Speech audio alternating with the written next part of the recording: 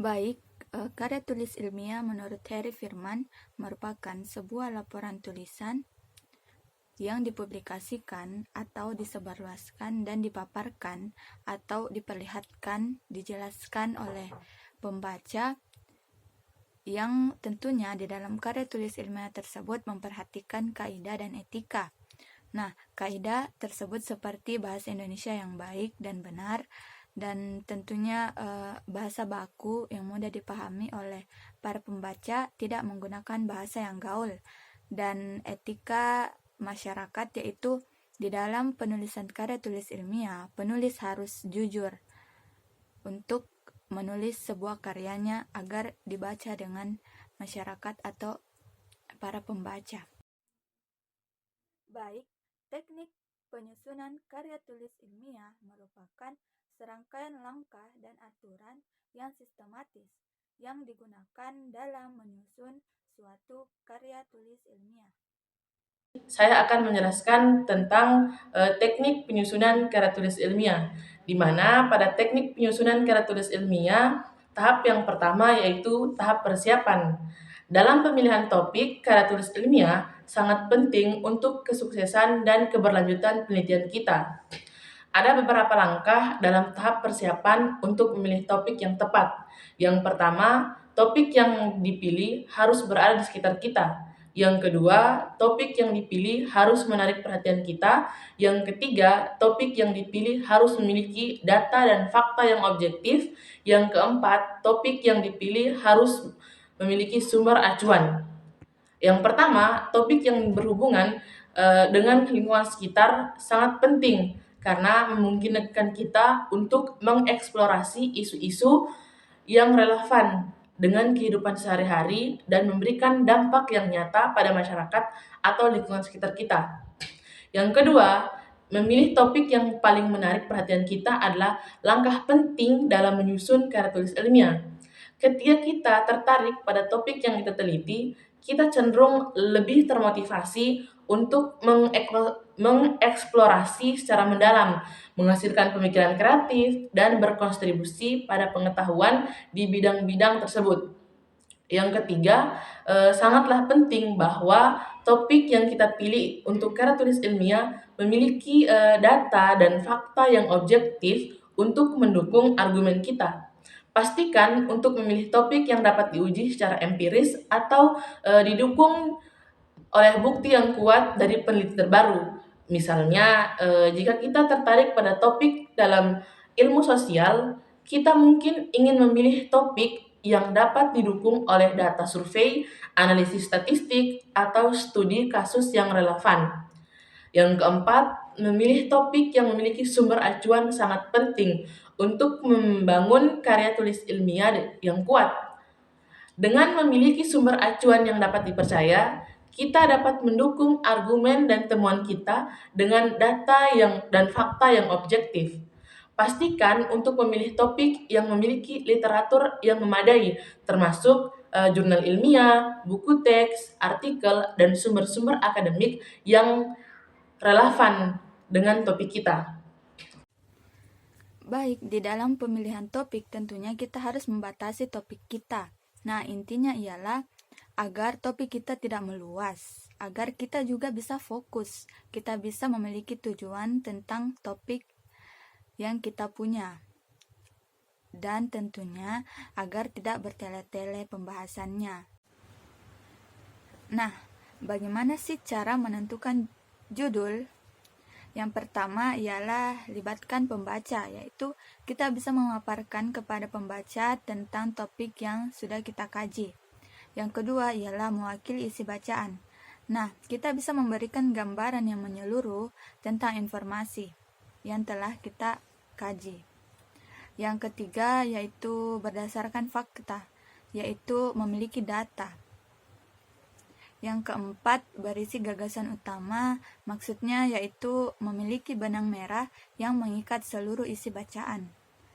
Yang kelima yaitu berupa pernyataan. Kita bisa mengambil contoh metode penulisan karya tulis ilmiah, itu pernyataan. Yang keenam ialah kata kunci. kita bisa mengambil inti dari bacaan atau topik intinya saja, seperti metode karya tulis ilmiah. Tahap pengumpulan data yang merupakan langkah awal yang penting dalam menyusun karya tulis ilmiah yang berkualitas. Ada beberapa langkah yang dapat kita ikuti dalam tahap ini. Yang pertama, identifikasi sumber, yaitu tentukan sumber-sumber yang relevan untuk topik kita, seperti jurnal ilmiah, buku teks, artikel, dokumen resmi. Yang kedua, gunakan sumber primer dan sekunder, yang dimana sumber primer adalah data yang diperoleh secara langsung dari sumber aslinya, seperti hasil penelitian atau wawancara. Sementara itu, sumber sekunder adalah sumber yang mendasarkan diri pada analisis atau interpretasi dari sumber primer. Yang ketiga, kumpulkan data yang relevan, yaitu kumpulkan data yang mendukung topik kita secara menyeluruh. Ini bisa berupa hasil penelitian, statistik, kutipan, atau informasi penting lainnya. Yang keempat, informasi kredibilitas sumber, yaitu pastikan bahwa sumber data yang kita kumpulkan memiliki kredibilitas yang tinggi, tinjauan reputasi penulis atau lembaga, serta metodologi penelitian yang digunakan. Yang kelima, catat sumber dengan tepat, yaitu saat kita mengumpulkan data, pastikan untuk mencatat sumber-sumber yang tepat. Ini akan membantu kita dalam menyusun daftar referensi nantinya. Yang keenam, gunakan berbagai sumber, yaitu cobalah untuk mengumpul data dari berbagai sumber untuk mendapatkan sudut pandang yang lebih luas dan mendalam tentang topik kita.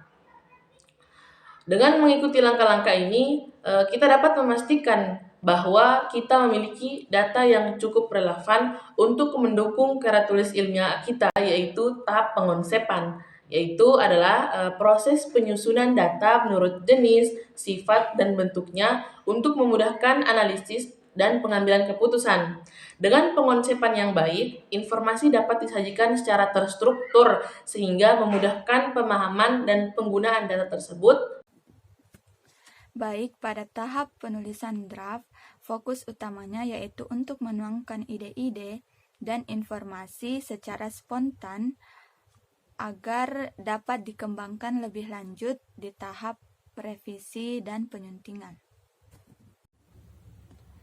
Baik, di tahap revisi ini tentunya memiliki tujuan, yaitu memiliki tujuan untuk memperbaiki kekurangan atau kelemahan suatu karya, dan tentunya untuk menguatkan argumen atau informasi. Dan di dalam proses revisi ini, penulis bisa memastikan bahwa karya tersebut terorganisir dan menyampaikan pesan atau tujuan lebih efektif. Baik, di tahap penyuntingan tentunya memperbaiki berbagai aspek karangan, seperti isi, struktur, gaya penulisan, dan mekanika penulisan, dengan tujuan agar meningkatkan kualitas dan efektivitas sebuah karya. Nah, di dalam isi tentunya memeriksa keakuratan informasi dan fakta yang disajikan. Strukturnya yaitu menambah, menghapus, atau memodifikasi bagian-bagian kerangka seperti pendahuluan, isi, penutup agar lebih terstruktur. Baik, di gaya penulisan yaitu memperbaiki penggunaan bahasa, pemilihan kata, struktur kalimat agar lebih efektif dan mudah dipahami. Dalam mekanika penulisan tentunya memperbaiki kesalahan tata bahasa, ejaan, tanda baca, dan tipografi. Baik, di tahap publikasi tentunya penulis harus mempertimbangkan apakah tulisan tersebut bermanfaat bagi pembacanya atau sebaliknya. Secara umum, karya tulis ilmiah terbagi menjadi 3 bagian besar, yakni pendahuluan, isi, dan penutup atau kesimpulan. Yang pertama, ada bab pendahuluan, di mana pada bab pendahuluan kita perlu memperhatikan beberapa tahap, seperti tahap yang pertama, yaitu latar belakang masalah. Nah, pada latar belakang masalah ini akan menjelaskan landasan empiris dan teoritis. Maksudnya, landasan yang telah dibuktikan dengan pengalaman atau yang masuk akal. Kemudian akan berfokus pada masalah yang akan dijelaskan lebih lanjut. Nah, pada paragraf pertama dalam masalah ini hendaknya ditulis secara meluas mengenai topik yang akan dibahas dalam penulisan karya tulis ilmiah. Kemudian nantinya akan berfokus pada judul yang telah ditentukan nantinya. Dalam penulisan latar belakang masalah, hendaknya kita juga menerima teori-teori atau argumen-argumen dari para peneliti sehingga dapat meyakini pembaca untuk membacanya lebih lanjut dan juga akan menguatkan karya yang dibuat dengan alasan mengapa kita mengangkat karya tulis ilmiah tersebut. Yang kedua, rumusan masalah dan batasannya. Dalam rumusan masalah ini merupakan gambaran masalah yang akan dibahas nantinya pada bab isi atau pembahasan. Nah, rumusan masalah ini penting agar nanti penulis atau peneliti akan menjelaskan pembahasan atau bab isi supaya tidak keluar dari materi pembahasan dan rumusan masalahnya tersebut, sehingga diperlukan batasan-batasan dalam rumusan masalah. Yang ketiga, tujuan dan manfaat.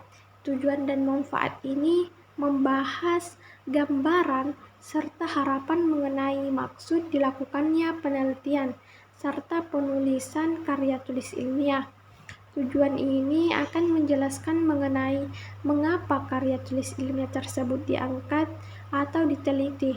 Nah, manfaatnya ini apakah peneliti atau penulis ini dapat memberikan kontribusi atau teori yang baru bagi bidang studi yang ia teliti. Baik, kerangka berpikir adalah struktur konseptual yang menghubungkan atau menggabungkan antara teori, fakta, observasi, dan kajian pustaka.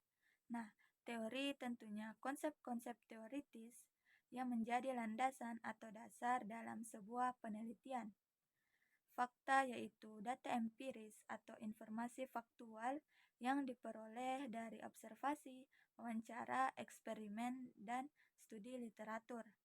Nah, observasi tentunya turun langsung ke lapangan atau masyarakat untuk mengamati fenomena atau objek penelitian. Kajian pustaka seperti studi literatur atau referensi yang terkait dengan topik. Studi literatur tentunya sumber yang relevan seperti buku, jurnal, atau artikel. Nah, di kerangka berpikir inilah penulis atau peneliti telah mengumpulkan data sebagai acuannya. Inilah yang menjadi landasan teoritis yang kuat yang meyakinkan penulis, peneliti, atau pembaca untuk menjelaskan karya tulis ilmiah tersebut. Baik, selanjutnya adalah metode. Metode adalah cara ilmiah untuk mendapatkan data. Nah, kita bisa menggunakan metode kuantitatif dan kualitatif. Metode kuantitatif adalah suatu pendekatan terhadap kajian empiris untuk mengumpulkan, menganalisis, dan menampilkan data dalam bentuk numerik atau angka. Nah, kajian empiris ini menggunakan data empiris, yaitu data yang dapat diamati, diukur, dan diverifikasi secara langsung. Kuantitatif ini biasanya dilakukan apabila hendak memperoleh hasil yang akurat dan mengandalkan penghitungan.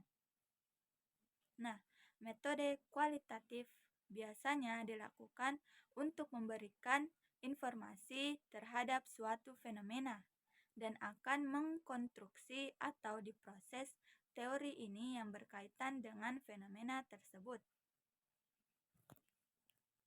kualitatif ini kebanyakan berbentuk naratif.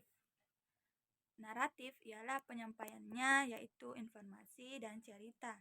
Nah, dalam bentuk naratif ini bisa juga sastra atau bacaan, film, drama, bahkan presentasi dan laporan tertentu. Nah, selanjutnya ialah sistematika. Sistematika adalah cara atau metode untuk menyusun penulisan dan menggambarkan alur yang akan disajikan nantinya. Nah, saya akan menjelaskan sistematika tersebut. Sistematikanya yaitu selanjutnya yaitu sistematika. Nah, bagian awal terdapat halaman judul yang berisikan judul dan nama pengarang. Yang kedua, kata pengantar berisi ucapan rasa syukur dan terima kasih dari penulis. Yang ketiga, daftar isi yaitu berisi judul bab, subbab, dan beserta nomor halamannya. Baik, bagian inti yaitu pendahuluan yang berisikan latar belakang, rumusan masalah, tujuan penulisan, dan manfaat penulisan. Nah, latar belakang yaitu memberikan informasi awal dari seluruh kegiatan penelitian. Bisa juga inovasi atau sebuah harapan. Nah, rumusan masalah yaitu sebuah pertanyaan mengenai masalah yang diangkat. Seperti mengapa, bagaimana, apa. Nah, tujuan penulisan yaitu agar kita bisa menjawab dari rumusan masalah tersebut. Baik, manfaat penulisan yaitu agar kita tahu kegunaan dari apa yang kita teliti atau dari rumusan masalah tersebut. Baik, landasan teori yaitu memberikan konsep untuk mengkaji dan menganalisis literatur yang relevan dengan topik. Nah, metode penulisan dilakukan secara cermat dan prosedur atau bisa dibilang langkah-langkah untuk mengumpulkan data dan informasi. Nah, kita bisa mengumpulkan data dari data observasi, wawancara, atau eksperimen yang telah saya jelaskan di pengumpulan data tersebut. Dan informasi tentunya bisa dari studi literatur, dari sumber relevan seperti buku, jurnal, artikel. Baik, di bagian isi terdapat pembahasan, kesimpulan, dan saran. Pembahasan tentunya membahas lebih dalam tentang permasalahan, tentunya didasari oleh data dan informasi. Kesimpulan yaitu ringkasan inti dari pembahasan. Kesimpulan yaitu inti dari pembahasan di dalam pembahasan tersebut. Saran ialah tentunya dari penulis. Saran berupa rekomendasi. Contohnya seperti penulis menyarankan pembaca untuk mencari informasi atau sumber lain jikalau karya tersebut masih banyak kekurangan atau memiliki kekurangan. Baik, di bagian akhir berisi daftar pustaka, daftar riwayat hidup, atau lampiran jika diperlukan. Nah, di daftar pustaka tentunya memberikan informasi kepada pembaca agar pembaca lebih mudah untuk menemukan sumber yang disebutkan. Daftar riwayat hidup atau biodata tentunya berisi nama lengkap, tempat tanggal lahir, organisasi jikalau pernah mengikuti, dan sebuah karya yang telah kita buat. Kita bisa memasukkannya ke dalam biodata tersebut. Dan yang terakhir, lampiran jika diperlukan, yaitu sebuah informasi tambahan yang berisikan data dan informasi bisa berbentuk tabel. Saya akan menjelaskan bagian isi dan penutup atau simpulan. Yang kedua yaitu di bagian isi atau biasa dikatakan pembahasan, di mana secara umum itu isi mengandung penjelasan masalah yang telah diuraikan pada rumusan masalah. Nah, di isi ini mengandung beberapa hal ataupun argumen-argumen atau teori-teori dari para ahli serta teori yang telah kita jelaskan sendiri berdasarkan data yang telah kita baca Kemudian kita dapat menggabungkan teori tersebut, apakah teori tersebut dapat menghasilkan ilmu yang baru ataupun dapat menjabarkan atau menjelaskan teori-teori yang telah dijelaskan sebelumnya. Nah, pada bab isi ini juga tidak boleh keluar dari rumusan masalah yang telah ditentukan agar fokus penelitian ini tidak terlalu jauh atau tidak terlalu kemana-mana. Yang ketiga yaitu di bagian penutup atau simpulan. Nah, pada bagian penutup atau simpulan harus disajikan dengan sederhana. Simpulan ini mencakup segala isi dari keseluruhan dari makalah itu dengan sederhana. Banyak simpulan itu harus konsisten dengan rumusan masalah. Penutup juga harus mengenai inti-inti dari pembahasan yang kita lakukan. Baik, mungkin itu saja yang dapat saya jelaskan.